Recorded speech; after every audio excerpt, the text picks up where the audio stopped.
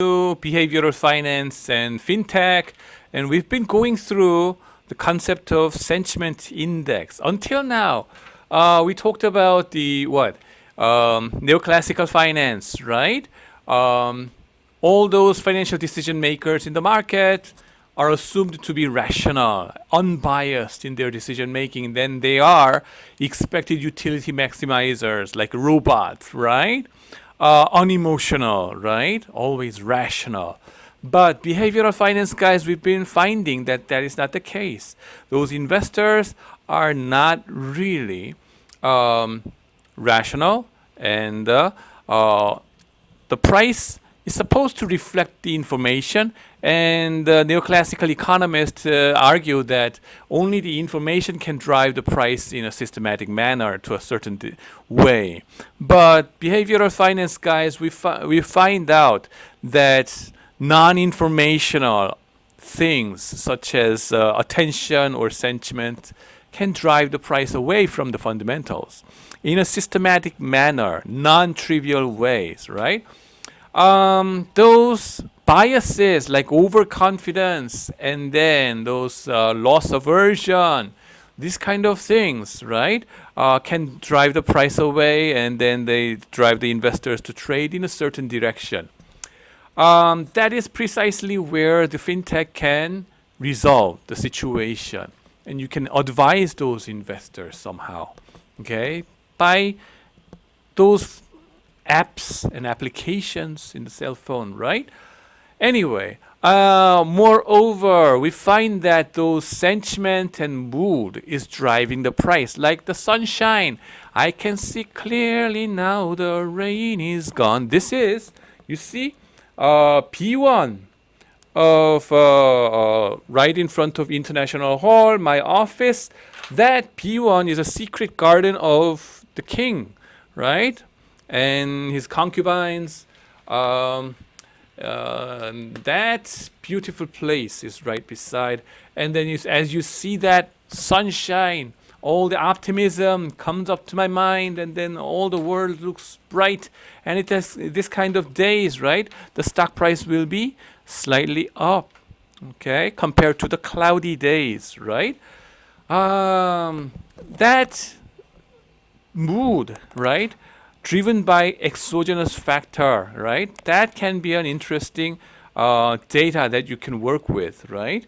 Moreover, sports sentiment kind of things, whether your country wins or loses in a World Cup soccer game or any kind of international games, right, matters for the stock investment. Also, while this kind of mood measure is rather exogenous, the sentiment measure that we talked about in Baker and Vergler's approach is rather determined within the system of the economy, right? What were those sentiment index proxies? They worked with 6 different proxies, like closed-end fund discount, and then New York Stock Exchange share turnover, and then the number of IPOs and the first day return of the IPOs, and then equity share of capital raising and the dividend premium, right? All those things are either positively or negatively correlated with retail investors' sentiment, or should I say bubble, right?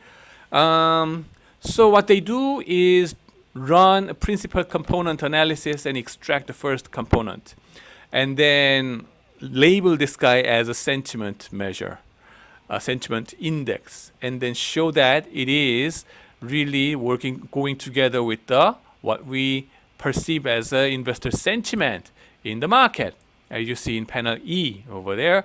And then what they also document is that smaller stocks are more prone to sentiment, whereas big stocks are not. Okay, big stocks like the IBM or Coca-Cola, everybody trades on this, right? So information gets priced instantaneously for these guys. Everybody is trading every millisecond. But smaller stocks, it's not.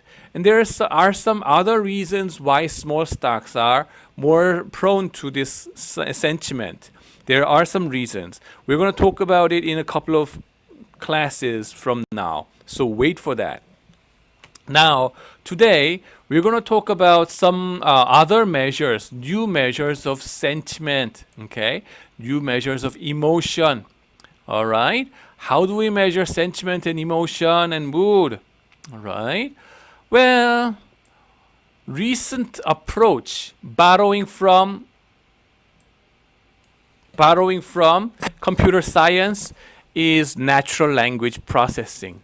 Comes from the word, okay? Word, it is a good measure of your sentiment. Well, get back to the classic, which is the Bible. It says, in the beginning was the Word, and the Word was with God, and the Word was God, it says in John the 1st. And then the Word, right, carries information, and then information is about the money, right? And the word is not just an information, but it also carries the psychology, the sentiment. As it turns out, Noam Chomsky once said that language is the mirror of the mind. Mirror of the mind, good. So what you have in your mind comes naturally, right? Out of your mouth. And then it gets transcribed.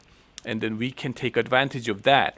Now, channels of emotion or information exchange.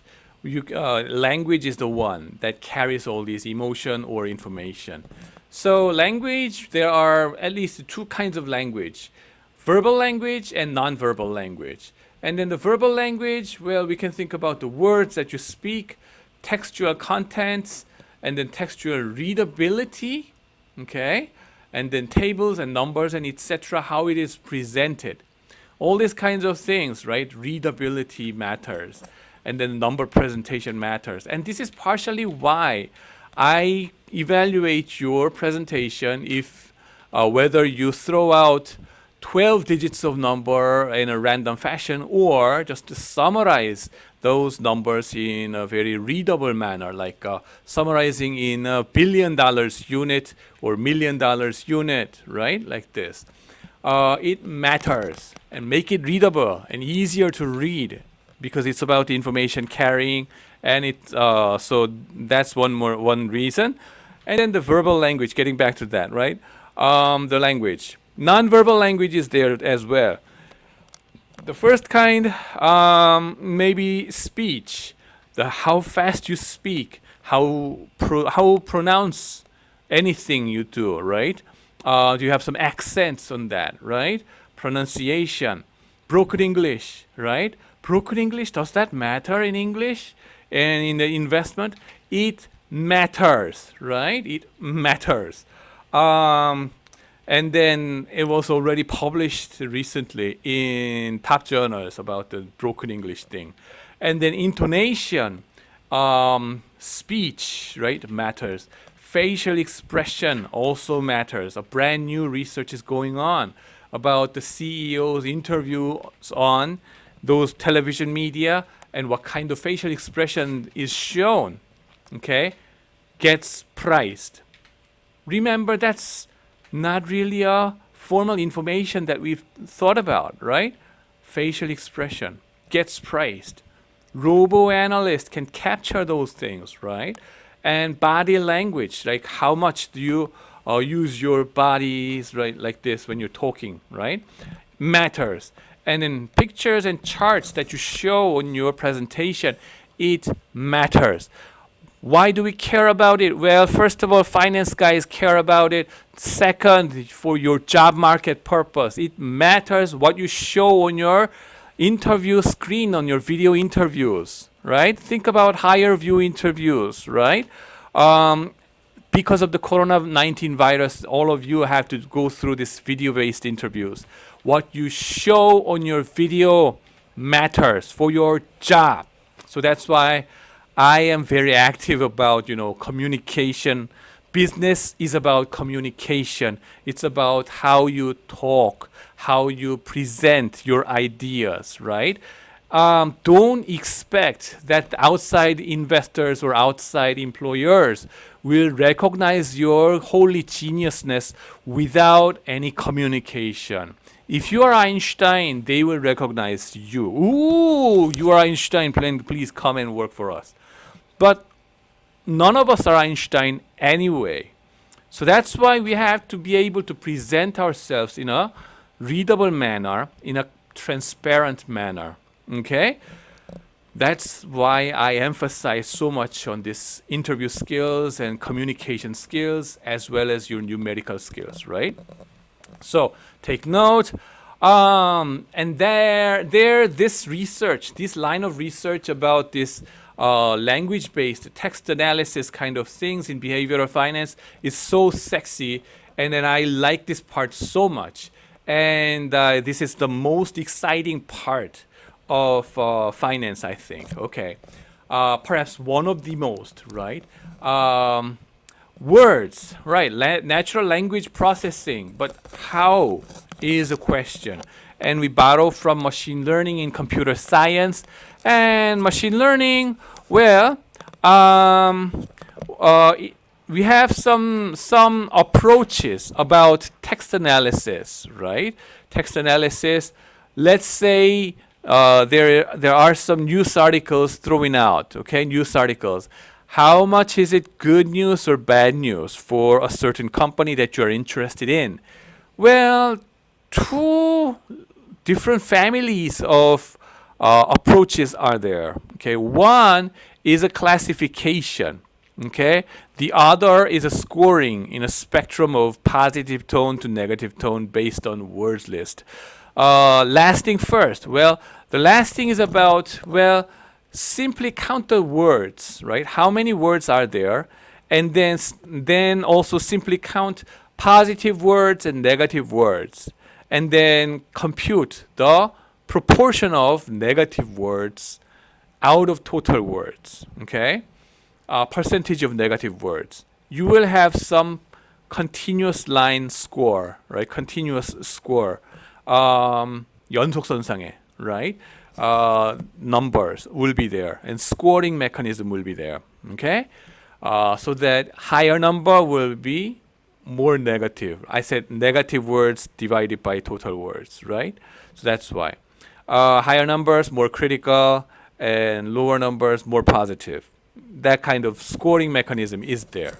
That's one family. The other family that I said first is a classification mechanism. You read the whole article and then classify this thing into either positive group or negative group, or something in the middle like neutral.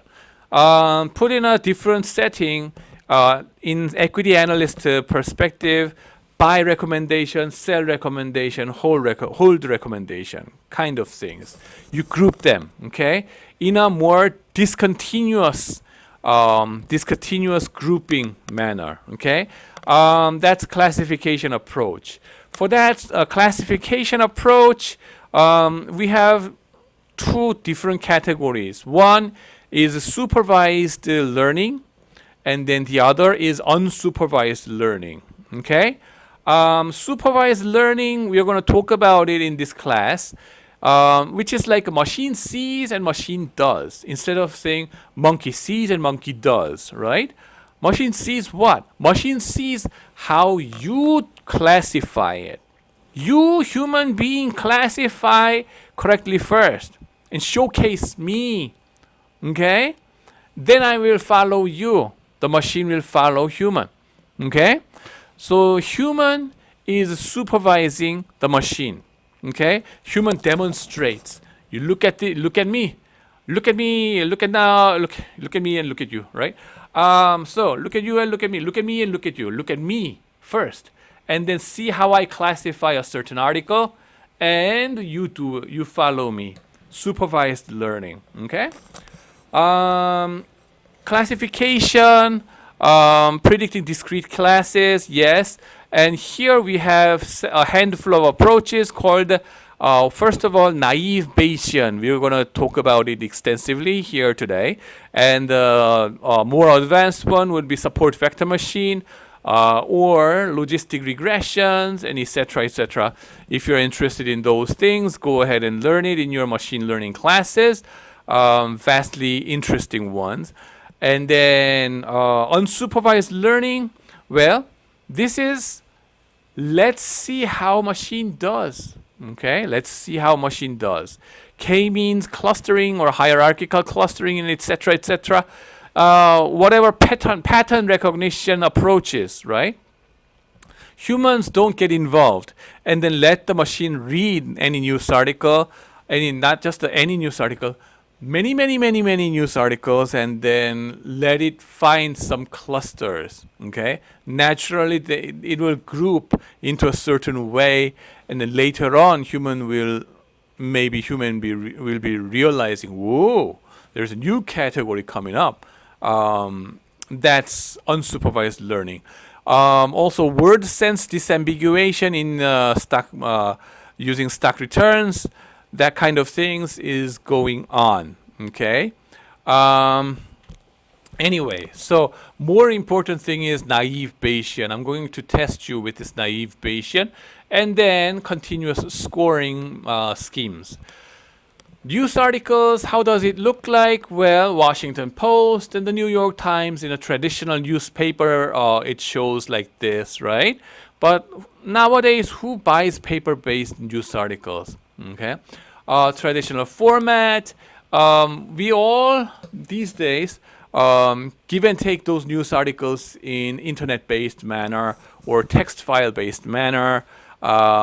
And the traditional format of news article database is also there. LexisNexis in the library is our database for news articles, and then state-of-the-art format you can see it in Factiva, which is a very expensive database, so that our school does not subscribe. But NTU does that, and then all the research schools in the world are resubscribing it, as well as all those hedge funds are subscribing subscribing to Factiva, which is the world's largest news database. And there they provide the news articles in XML format. XML stands for extensive marker language, and tags are there, a lot of tags, and then such as a headline or lead paragraph and all these kind of things. So much so that it makes it easier for you to parse and analyze the text. Okay, well, sample XML file. Well, let me show you one sample XML file. Okay, let's see whether I have it over here. One sample file of XML. I downloaded 100 articles about Pixar. I guess you are familiar with this company name, because Disney Pixar is the one, right, that I'm talking about. Those animation company. Okay, think about what you read as a news article in an internet, and then this one, okay, is the root file, I guess, right, in XML format. Okay, XML format. One file contains 100 news articles. So you can see that PPS article results set count equals 100 over here. 100 article is over here. If you push this, everything shrinks down to nothing. But you can expand it by 100 articles are shown up, and then each articles are shown up like this, right? And then each article has its own accession number, which is the identification number of each different news articles. Have you thought about having identification number for each different news article in the world, right? Just like any human being's ID. Okay, news article has its own ID called accession number, right? When you go to 언론고시 or take an exam for those kind of companies, you can take advantage of this, right? Accession number. Byline means the company. The byline means the journalist name, and then what you see with this XML file is that huge number of tags, a lot of kinked parentheses that you see, right? That's a tag, just to demonstrate and let the computer know that this belongs to a certain group, okay, a certain variable, I'd say, okay. This is let's say, for example, headline, Okay, it shows the headline starts from here and it goes until backslash, is that a slash, forward slash headline over here. So headline to headline, you see a headline sentence over here. It is going to be an English language and truncation none. I don't know what the heck that means. Display proportional. I don't know what that means. But it says fact box, key dates in Disney Pixar film deal. Okay, there must have been some deal, right? And then it's going to talk about this Disney and then Pixar company over here. And then the first paragraph is tagged separately because what do you care about in reading news articles? Well, the title, right? Headline. And then the next thing will be the lead paragraph. The first paragraph, read it and then skip it if you don't have time. Most of the time you will just skip like that. So that's why they separately show the lead paragraph like this. And then it says Los Angeles, January 29th, Reuters, Pixar Animation Studio, and the Walt Disney on Thursday said they had ended negotiations on renewing the long-term film production and distribution agreement, which ends in 2006. Okay, and then paragraph ends, and then paragraph truncation, blah blah blah. That partnership, whose first work was the 1995 release Toy Story, has made a combined $2.5 billion at the box office and produced some of the most commercially successful animated features ever, including last year's blockbuster Finding Nemo. Yes. Now, end paragraph and then end lead paragraph. You see it. So the lead paragraph has two paragraphs inside, but it's summarized. It's lumped in like this, and then it shows a publication date like this. Date time, 2004 January 30th, and then not just the date, the time, which is 0940, and then 15 Z. Z means what? Greenwich Standard Time, right? And then, so you can see the accurate timestamp of each news article coming up. Okay, this helps you a lot if you are hedge fund managers in doing microstructure level detailed event study. When this news article popped up, what happened to Disney and Pixar's stock price and its competitor stock price and things like that, right? And then that enables you to study, right, high frequency trading. When should we make an order of buy or sell and all this kind of things? How many seconds after? How many seconds before, right? This kind of things. And then it shows a lot of different tags. Some company tags, you see it over here. Walt Disney, the Walt Disney company name is there, and the company code DSNYW, that is unique company identification code assigned by Factiva itself. Okay, and then Lucasfilm, right? The news article also talks about Lucasfilm, so that's why they have company name over here. Its own company code is also there.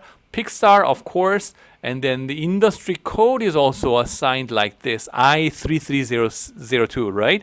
Computer and electronics. And then that's not the only industry that this article is talking about. It identifies in identification code, industry code. Another one, desktop computers. Still another one, motion picture sound recording, and more, cinema film production, computing, computer hardware, and media. And then, so likewise, exhaustively it assigns those industry code. Not only that, it assigns the region code, United States, North American countries, region, right, where it popped up. Well, this is important for international investors. Which region do you belong to? And then which region's stock are you going to buy and sell? It rings a bell automatically for you. And then the news subject code, right? Topic, right, is the one. News topic. What kind of news category, okay, do you pay attention to? art and entertainment over here. Yes. And then another subject code is Dow Jones Reuters top wire news, and then political and general news. It has some stories about political and general news, and then content types, and then all these kind of things. And then tail paragraph is shown over there, right? Basically, it carries all the text in the news article. The second article is similarly structured like that.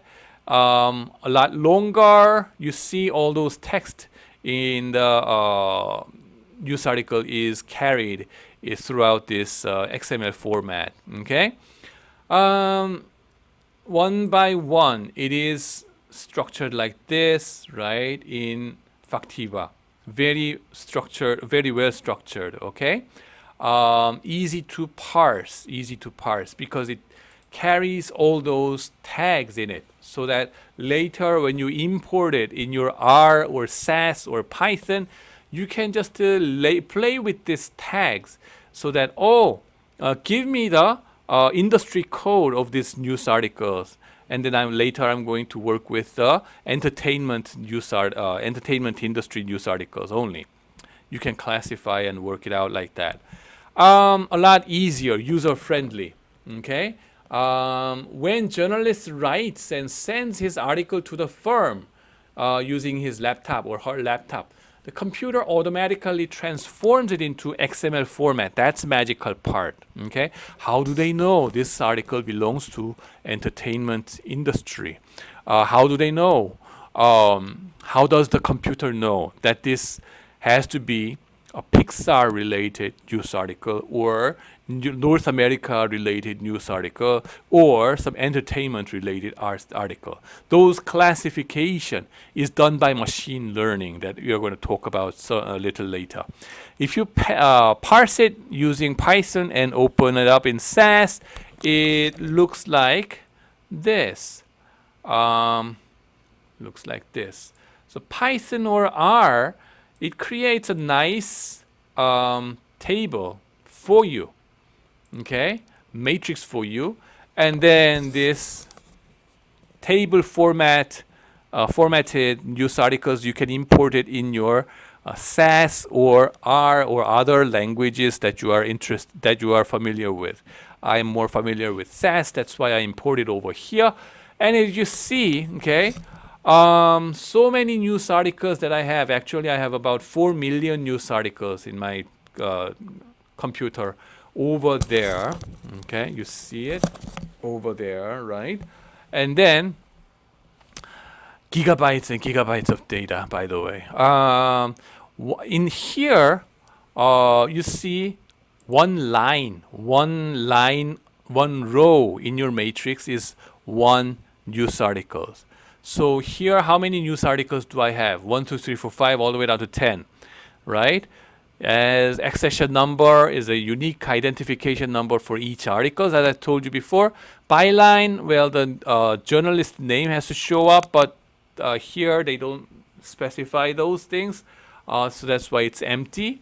Headline and then lead paragraph, 1, 2, 3, right? All those things are imported and then stored like this, and publication date like this, and then the news media, all these kind of things, and then company code, industry code, and news topic code are stored like this in matrix format. Like, okay, logistically, you need to install text editor like Edit Plus to open and see the source data in different formats like XML, HTML, etc., etc. So I guess, by the way, you must be familiar with this HTML things, because you have learned the Python in various stages of your university education. But that's that, right? I'm not going to ask you about this HTML language or XML language in your exam, so don't worry about it. But just have some idea that the tags are very useful. Okay, the tags are very useful. And then I showed you English news articles based on Factiva. How about Korean news, right? This is Korea, so that's you want to see it.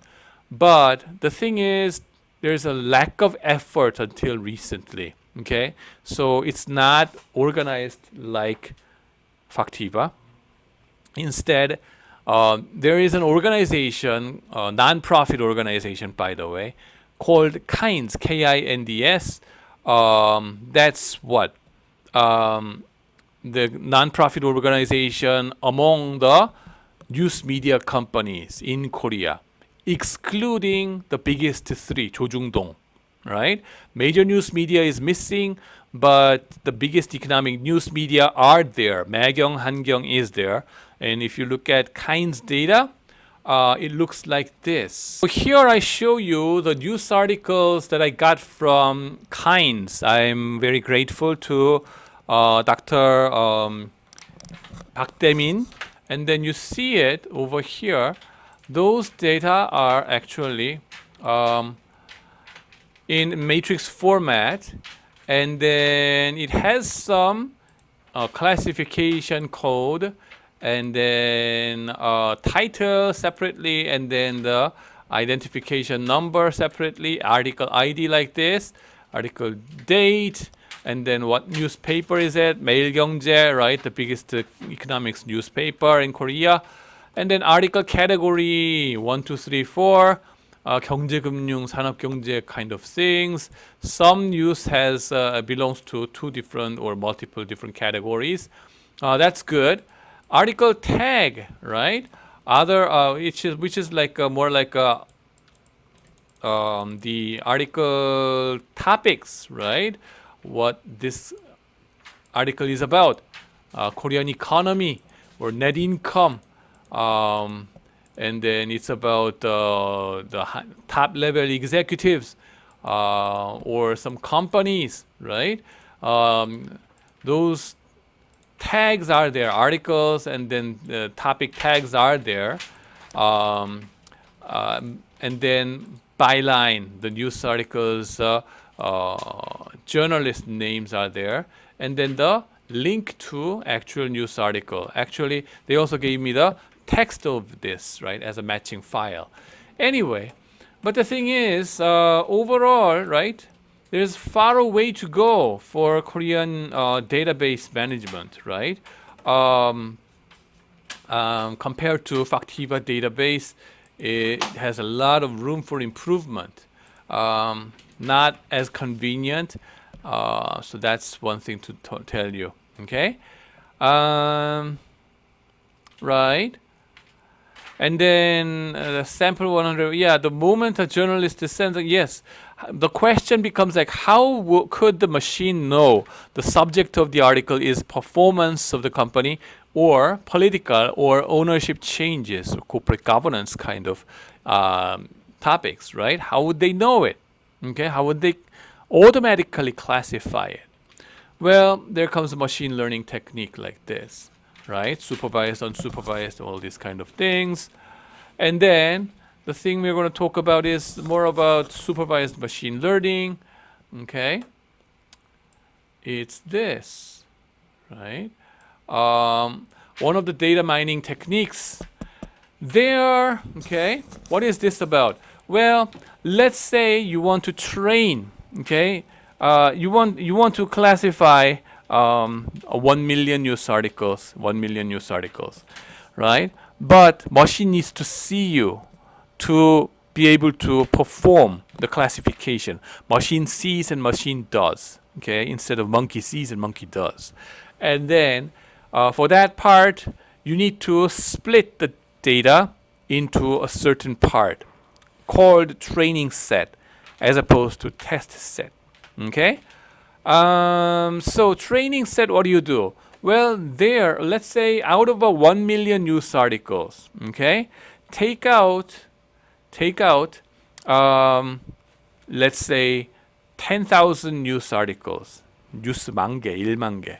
So you have to classify those news articles into certain groups based on topics. Let's say international news article versus non-international news, two categories. Okay, Of course, in reality, you will have many, many different news article categories, like international, and then international politics, international economics, domestic politics, domestic economics, right?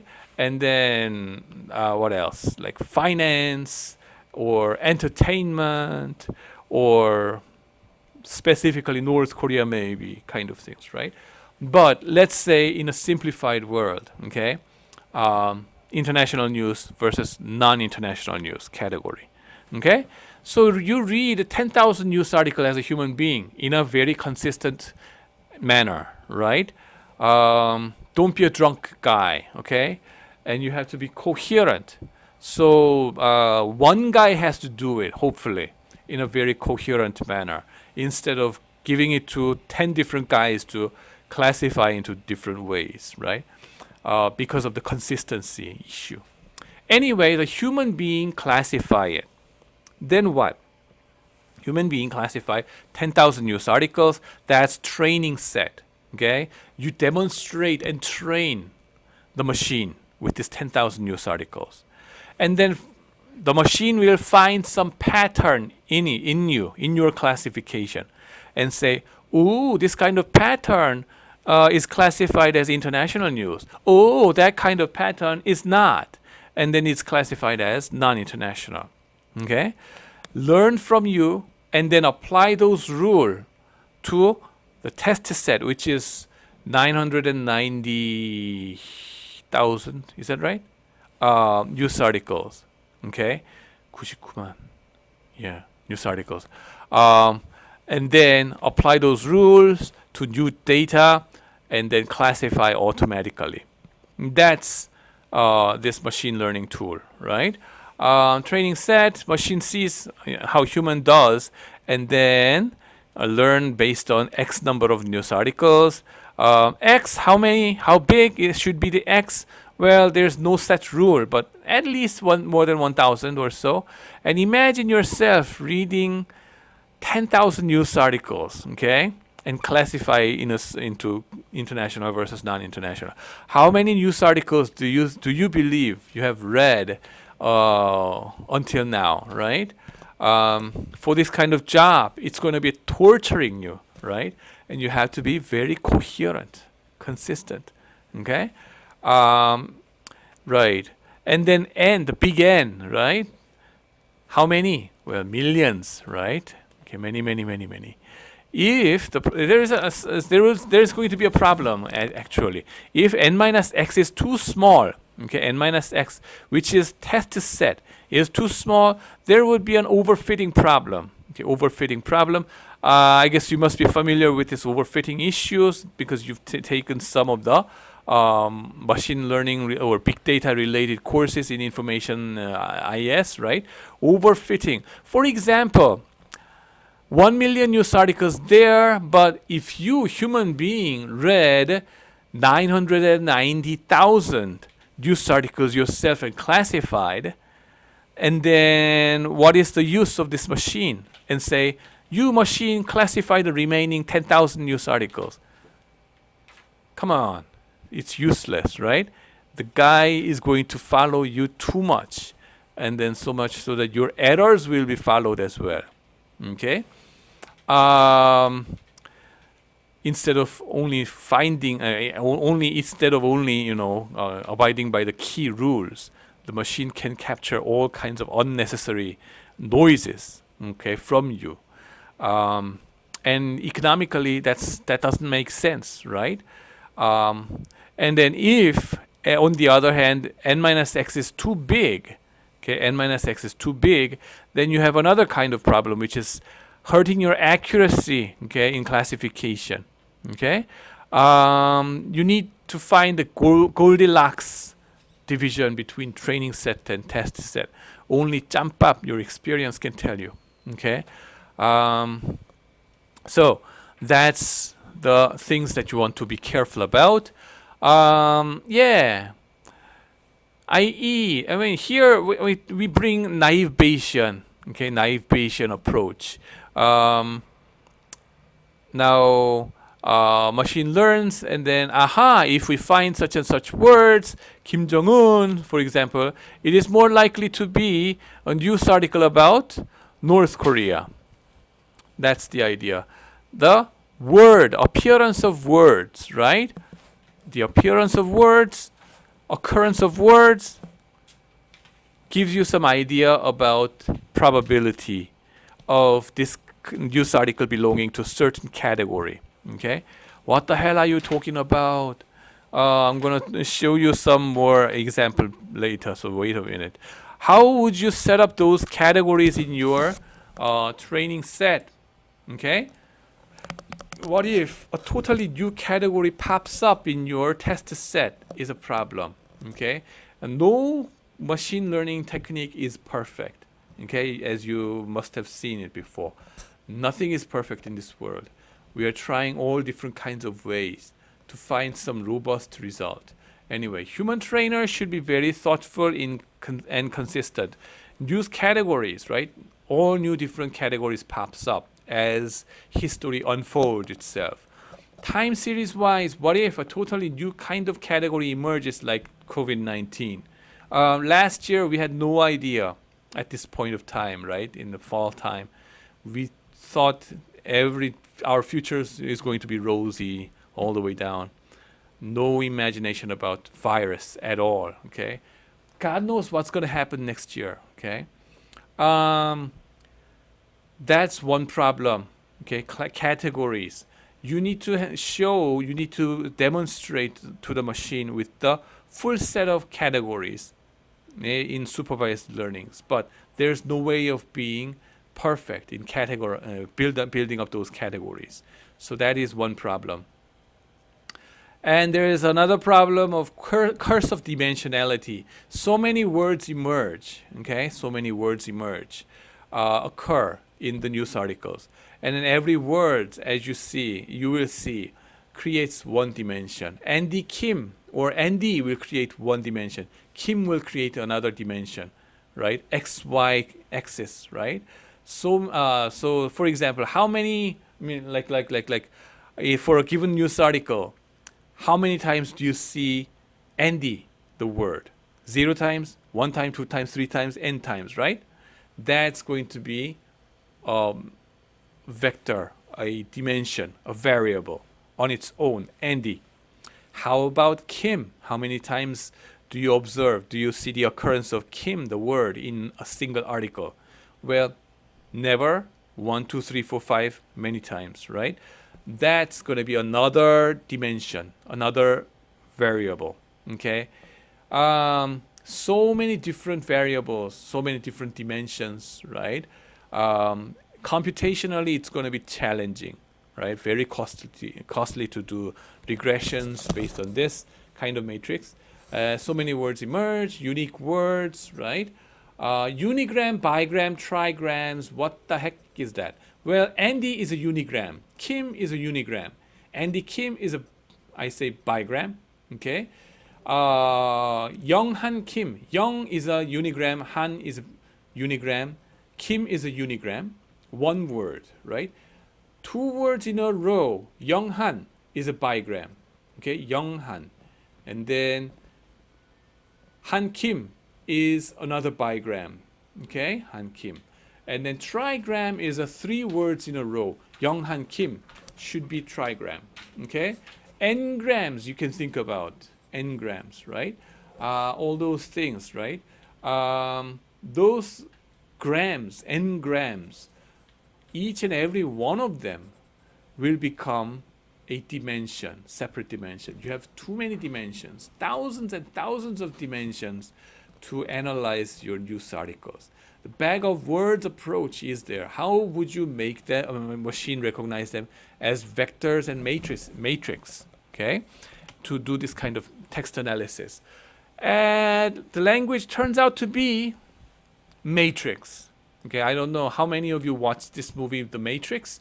Go ahead and watch it. It's a whole lot of, whole great series of blockbuster movie, very futuristic and then dismal, actually. The Matrix. as it turns out, all our languages can be interpreted as matrix. Now, naive Bayesian classification. Well, let's see. Let's see over here. Testing set, training set, and test set. Okay. Training set, two categories: international versus non-international categories. We're gonna, two boxes.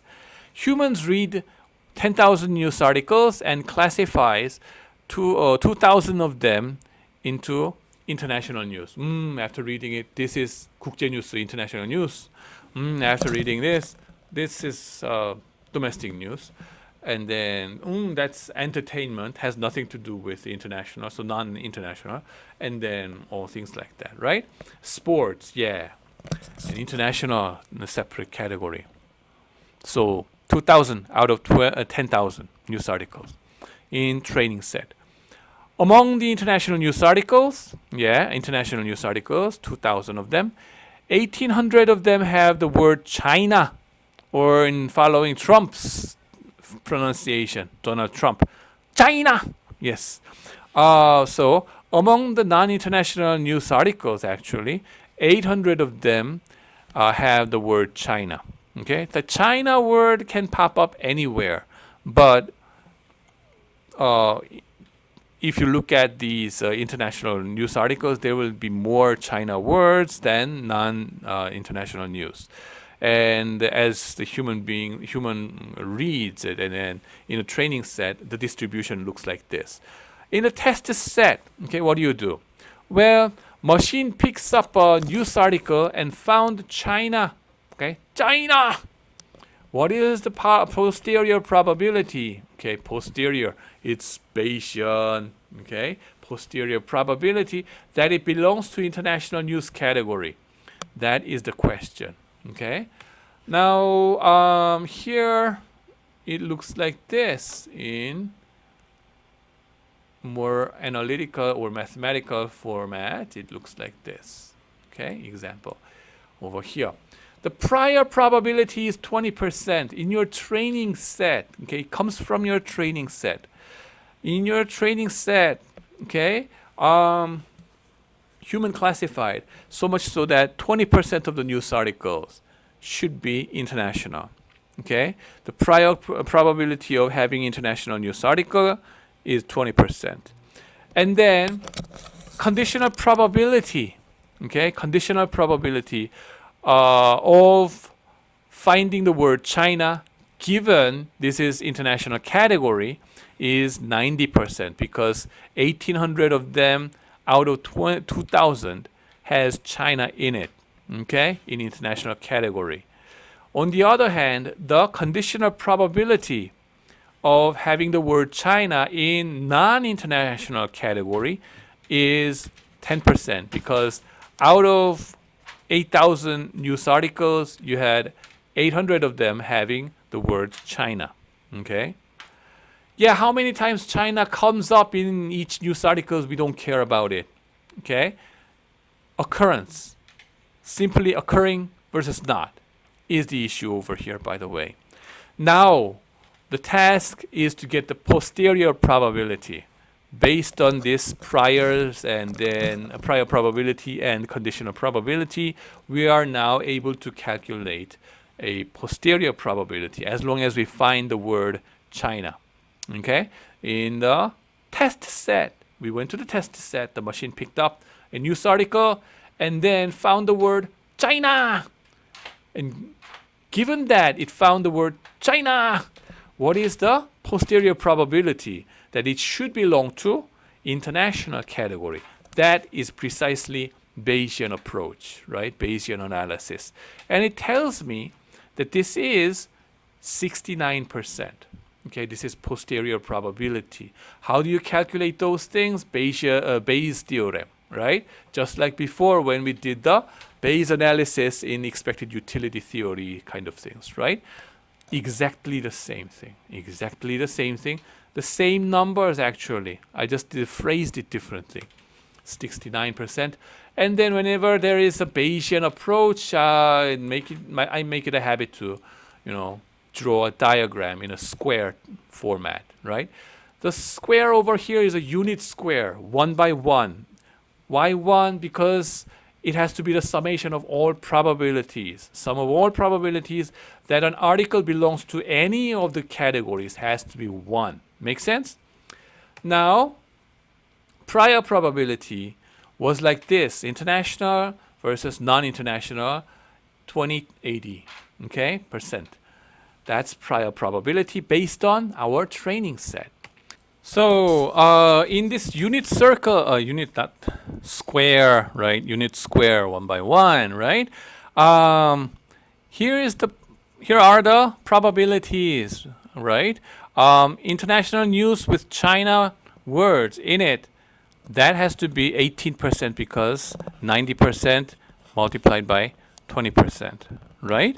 And then on the left hand side, right below, international news without China words, well, you have 2% because 20% prior times 10% of not having China in the conditional probability of not having China over there. And then on your right hand side, the probability of having non-international news with China words in it, the probability is 8% because the conditional probability is what? 10%. And then the what's that? The prior probability of non-international news is 80%. Multiplying those two, 8%. And then non-international news without China words is 72% because 90% of the time you don't have those China words, as long as it is a non-international news. That conditional probability of 90% times the prior probability of 80%, right? That's 72%. If you want to check, then sum up all these four numbers and you will realize that it is 100%, which is 1 unit square. All right. The question is, you found China in an article. What is the posterior probability of this article belonging to the international category? Okay, in your test set. Okay, then it should be, the denominator should be like this: China is found, right? China is found 18% of the time and 8% of the time, which is adding up to be 26% of the time. And that is your denominator. Numerator should be the news with China belongs to international news category, the red box over here, 18%. So that's going to be your numerator. And then the posterior probability should be the ratio between these two, like this. So that's why it has to be 69%. All right.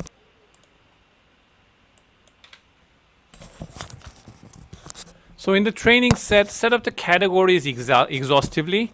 For each words in the news articles in the training set, compute the prior probability and posterior probabilities of belonging to one category, and pick up one news article in the test set, and then read in the words, and naively assume that the appearance of one word is independent of the appearance or occurrence of another word in the same news article. Hence, the posterior probability of one news article with n different words or unigram belonging to one category, international, would be proportional to the following. Okay, so the first line, right? Given that the word 1 was China and word 2 was something, word 2 and all the way down to word n was Andy, let's say. Given this, what's the posterior probability of this guy getting into the category of international news articles, right? This news article belonging to international. That should be proportional to, okay, that should be proportional to the posterior probability of belonging to international category given that word China was found, times the posterior probability of belonging to international category given the word something else was found, all the way down to posterior probability of belonging to international category given the word Andy was found. Okay? times the what's that prior probability of the category being international, right? So this is simply applying those Bayesian rules, assuming independence of each word occurrences. Okay, then choose the category whose posterior probability is the biggest given the set of words that you found in the news article that you found in your test set. Okay, now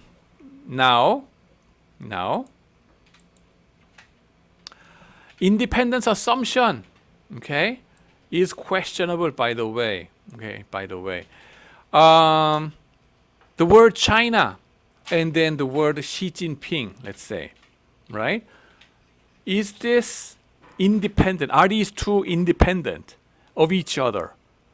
And the answer is no. Whenever there's China, there is more likely to see Xi Jinping coming up in a word, right? In the bag of words.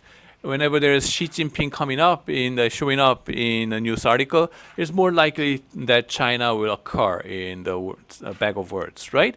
So that's why we call this approach naive, right? Naïve Bayesian instead of just saying Bayesian approach. Okay, simple multiplication, assuming independence, as if Xi Jinping and China occurrences are independent of each other, which does not make sense. I know, but let's do it, which is better than doing nothing. That's the approach of engineering. Okay, engineering guys are the ones who do it, even if it does not make sense, because doing something is better than not doing anything. Theorists and mathematicians, they don't do anything unless it is perfectly mathematically making sense, right? That's the contrast between these two groups of guys. Okay, theorists are lazier, I would say, whereas engineers or empiricists like myself, right? We are more diligently working on and then do something about it, right? I guess some theorists will hate me in that sense, but it doesn't matter. Naïve Bayesian, you have many different categories, right? Entertainment versus finance, topic seems drastically different, easier to classify. But some are not. That's a problem. Buy and sell, right? Buy versus sell, positive versus negative. News categorizing, well, what is positive to Tesla may be negative to its competitors like Hyundai Motors. Internal consistency of the human trainings and the machines critically important. To the human, it is almost like torturing to read 100,000 news articles and classify in a consistent manner. And 눈깔 팽팽 돌아. Like your eyeballs will be like turning around like a helicopter, like crazy. Anyway, using naive Bayesian techniques to analyze, right? To analyze stock discussion board in a web page, it's like Yahoo discussion board, right? How does that discussion board, 종토방, right, affect the stock price? Was studied before by Antweiler and Frank, right? Antweiler and Frank. Actually, the Frank over here that you see over here, Professor Frank is my professor in Minnesota. Okay, not my advisor, but he has been there, right? And doing a very interesting research like this, right? Machine learning kind of things. He's one of the pioneers over there. And then he was doing this research based on the textual analysis of Raging Bull in Yahoo Finance message board. Okay, before Google there was Yahoo, and then RagingBull.com. Go ahead and watch it, see it. And what they did was, well, out of those messages, right, about 1.6 million messages we're going to classify into buy, hold, sell category. Okay, but for that purpose, humans have to classify those things into buy, hold, sell. Okay, positive, neutral, negative. Those messages, how good is it about or bad is it about? Okay. Humans read 1,000 messages, and then the remaining 1.6 million messages, machine read it. So machine sees, machine does. Okay? classify into these categories. Messages predicts stock returns. They found that messages predict stock return, but the magnitude is very small. Statistically significant, but economically very small. So the hedge funds, it's not worth investigating it. Okay, very small percentage up whenever there is buy, very small percentage down when there is sell. But after transaction cost, why bother, right? But what is interesting is that the stock return volatility increases significantly. Okay, after there is a message about your company. Okay, 종토방, something 떠 over there, right? Something pops up, then the volatility of your stock goes up. Okay, why? It's quite natural, right? If you think about any 종토방 thing or this kind of message boards in Yahoo or Naver, there will be disagreement. Okay, those shall disagree. Okay, as if it's like 11th commandment, right? Whenever there is an opinion, those shall disagree. 안티가 있을지어다. It's like somebody will disagree, and then disagreement pops up not only in the message board but also in the trading floor, so that disagreement shows up in a increase of trading volume, and then the increasing trading volume increases the volatility of the returns, because price fluctuates much more when there is a disagreement. Okay, that's why.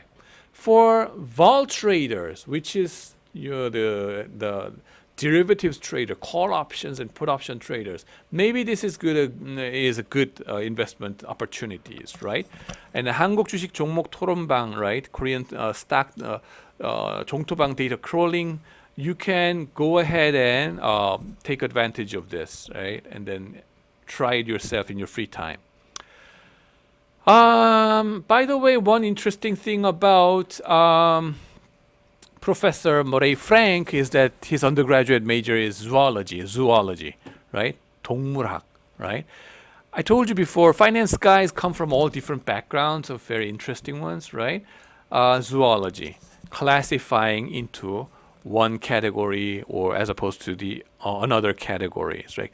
Cats and dogs and hippopotamus and whatever, crocodiles, right? That has to do with machine learning. Whenever you see a picture of anything, animals, right? They have to be classifying. Those classification rules has to be there, which is a natural development for him to do naive Bayesian approach in finance over there. And he's such a big fan of naive Bayesian approach, so that recently he published one top journal paper with his student, Sanati, my junior alumni of Minnesota, and JFE they published by analyzing those classifying those news articles, 60,000 news articles using naive Bayesian, classifying the topics of these, right?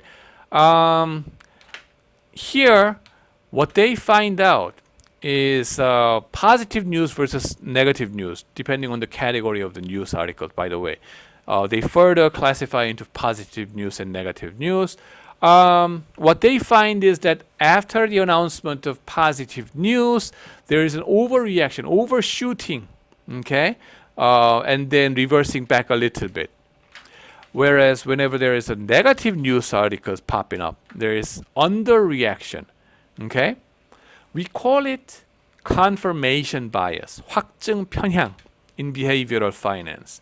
And it goes perfectly with it. Tesla, good news. What do you say? Of course, this is a great company. I told you before, and I just buy it, click it. Just like what you do with the CEO interviews on CNBC, right? Sexy guy, buy it. Overshooting, 이산이 아닌 갭이요. Like it's like I'm on the wrong mountain, and then it's slipping down a little bit. On the other hand, bad news about Tesla, what do you say? Can't be true. No, cannot be true. 현실 부정, right? It's like this is the one that I bought it. I cannot be wrong.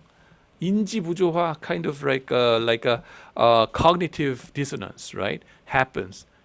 My buying decision cannot have been wrong, right? So it makes you slow to recognize the loss and the bad news, right? Recognize the bad news.